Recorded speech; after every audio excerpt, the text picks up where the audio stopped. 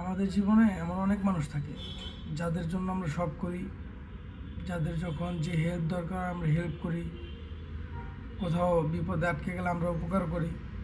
তারপরও দিন শেষে শুনতে হয় আমরা তাদেরকে কোনো উপকার করি না, তারা আমাদেরকে কখনো পাশে পায় না। তো এই ঘটনাটা বা এই কথাটা বললাম কারণ হচ্ছে, কখনো কারোর জন্য থেমে থাকবেন না। আপনি কাউকে উপকার করেছেন, আম, সেটা সে বলবে বা আপনি সেই আশাটা করবেন না। নিজেকে গুছাবেন, নিজেকে সময় দিবেন, নিজের জন্য অনেক কিছু করবেন, আর পাশাপাশি মানুষকে উপকার করবেন। কিন্তু কখনো ভাববেন না যে আমি তাকে আজকে উপকার করলাম, সে এটা বললো কি বললো না, সে এটার প্রতিদান দিল কি দিল না, এগুলো আশা করবেন না।